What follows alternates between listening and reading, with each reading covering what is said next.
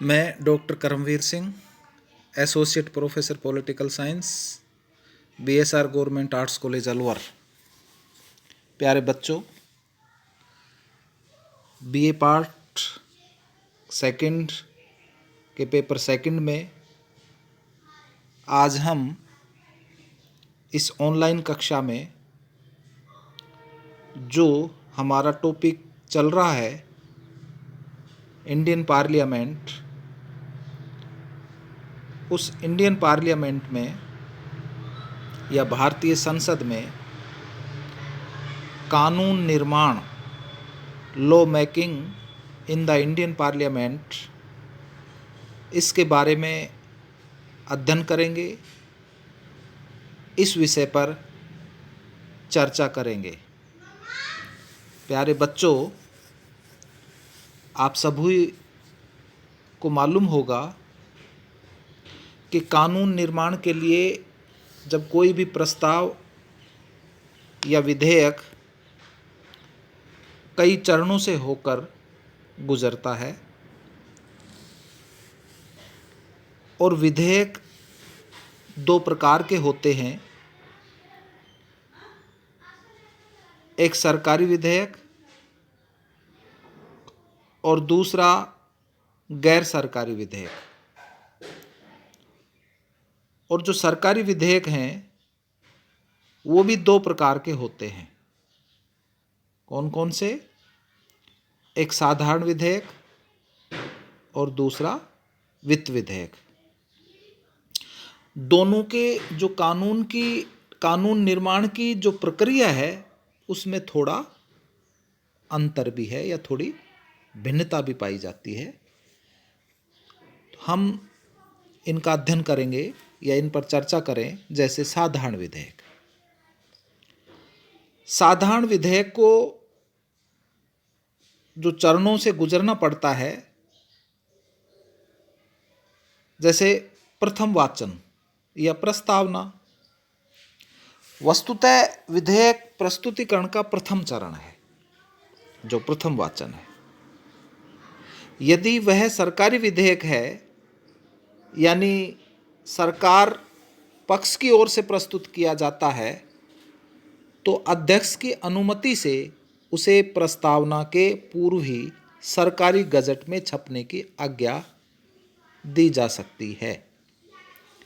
और गैर सरकारी विधेयक यानी गैर सरकारी सदस्य द्वारा प्रस्तावित विधेयक की सूचना अध्यक्ष को 1 महीना पहले देनी होती है, जो इसके लिए दिन व समय निश्चित करता है।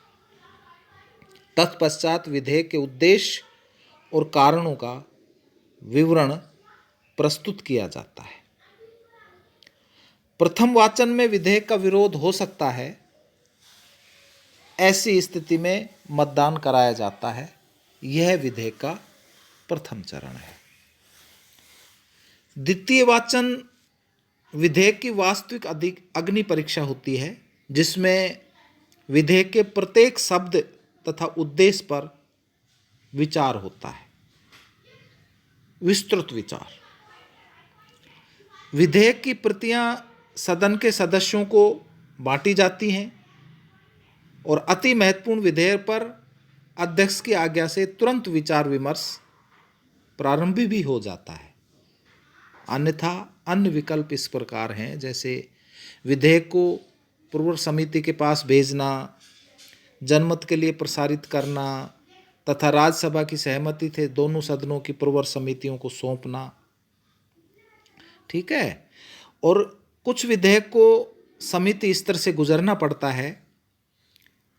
यदि सदन विधेयक को प्रवर समिति में भेजने का प्रस्ताव स्वीकार कर ले तो एक समिति गठित भी की जाती है, जिसमें प्रस्ताव के अतिरिक्त अध्यक्ष के द्वारा नियुक्त सभापति तथा अन्य सदस्य होते हैं।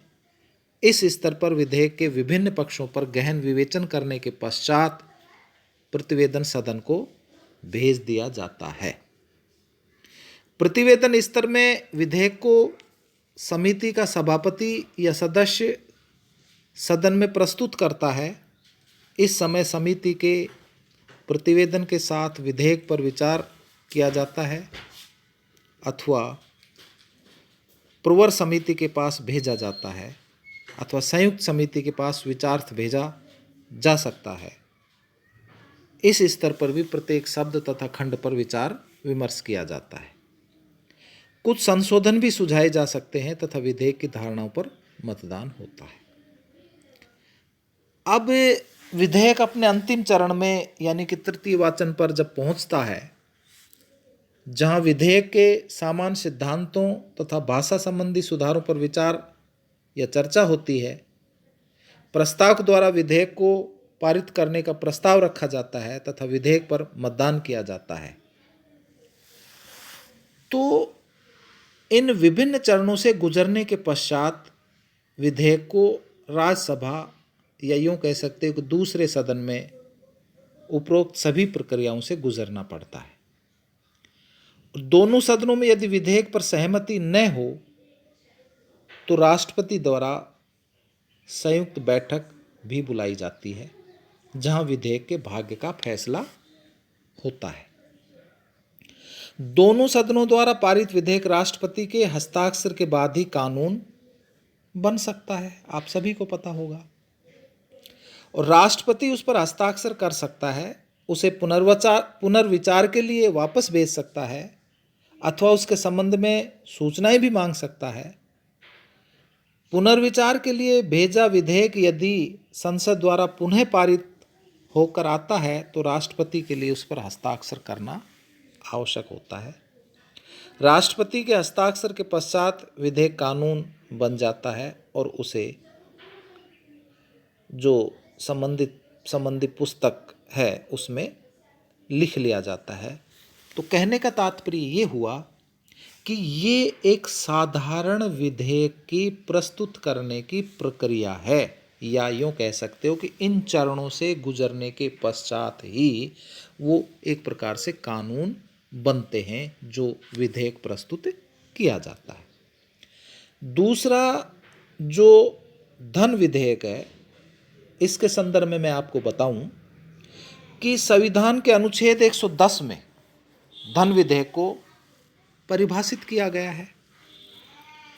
किसी कर का आरोपण या उसकी समाप्ति या उसमें कमी या बदलना या विनिमय, ये भारत सरकार द्वारा धन उधार लेने का विनिमय करना अथवा भारत की संचित निधि में धन का विनियोग करना तथा किसी व्यय को भारत को संचित निधि पर भारित घोषित करना धन विधेयक की सीमा में आने वाले विषय हैं। कोई विधेयक धन विधेयक है या नहीं, इस संबंध में निर्णय का अधिकार लोकसभा के अध्यक्ष को होता है, जो मैंने आपको पूर्व में ही बता दिया था जब अपन लोकसभा का अध्ययन कर रहे थे कि धन विधेयक लोकसभा में ही प्रस्तुत किया जाता है। ठीक है। और अध्यक्ष द्वारा प्रमाणित धन विधेयक के लोकसभा में ही प्रस्तुत किया जाता है। लोकसभा में पारित धन विधेयक राज्यसभा के विचारार्थ के लिए भेजा जाता है, जिसे राज्यसभा द्वारा सिफारिश सहित अथवा रहित 14 दिन के भीतर वापस भेज देना चाहिए। लोकसभा को यह अधिकार है कि वह राज्यसभा की सिफारिशों को स्वीकार करे या न करे। यदि लोकसभा 14 दिन में विधेयक को वापस नहीं करती है तो उसे स्वीकृत माना जाता है तथा विधेयक को राष्ट्रपति के हस्ताक्षर के लिए भी भेज दिया जाता है। राज्यसभा द्वारा की गई सिफारिशों को लोकसभा द्वारा स्वीकृत किए जाने के उदाहरण हैं। धन विधेयक को प्रस्तुत करने के लिए राष्ट्रपति की अनुमति आवश्यक है, पर संसद द्वारा पारित धन विधेयक पर राष्ट्रपति को हस्ताक्षर करना आवश्यक है। वह उसे पुनर्विचार के लिए वापस नहीं भेज सकता। धन विधेयक तथा वित्त विधेयक में अंतर भी कहा जा सकता है, या यूं कह सकते हो कि धन विधेयक और वित्त विधेयक में अंतर भी है। धन विधेयक संविधान के अनुच्छेद 110 में उल्लेखित विषयों से संबंधित है, जबकि वित्त विधेयक उपरोक्त विषयों के अतिरिक्त अन्य विषयों से भी सम्मिलित हो सकता है। यानी प्रत्येक धन विधेयक वित्त विधेयक भी होता है, पर प्रत्येक वित्त विधेयक धन विधेयक नहीं होता है। ये मुख्य रूप से आप अंतर इसमें समझ लो। धन तथा वित्त विधेयक राष्ट्रपति की पूर्व अनुमति से लोकसभा में ही प्रस्तुत किए जा सकते हैं। यही इन दोनों विधेयकों पर समानता है। इसके अतिरिक्त वित्त विधेयक साधारण विधेयक की भांति दोनों सदनों में पारित होना चाहिए। राज्यसभा इसमें संशोधन कर सकती है, इसे अस्वीकृत कर सकती है। दोनों सदनों में असहमति होने पर संयुक्त बैठक का प्रावधान भी है। वित्त विधेयक को राष्ट्रपति द्वारा पुनर्विचार के लिए संसद में वापस भी भेजा जा सकता है। ये एक प्रकार से आप धन विधेयक का जो प्रस्तुतिकरण है, इस प्रकार से प्रस्तुतिकरण किया जाता है। तो हमारे भारतीय संसद में जो कानून का निर्माण होता है वो एक इस प्रकार से प्रक्रिया है कि साधारण विधेयक में किस प्रकार से विधेयक को चरणों से गुजरना पड़ता है और उसके बाद वो कानून का रूप लेता है, और जो धन विधेयक हैं या वित्त विधेयक हैं वो किस प्रकार से किस चरणों से गुजरता है और फिर किस प्रकार से वो कानून का रूप लेते हैं या कानून बनते हैं। तो ये एक प्रकार से हमारे भारतीय संसद में कानून निर्माण की एक प्रक्रिया कही जा सकती है। धन्यवाद।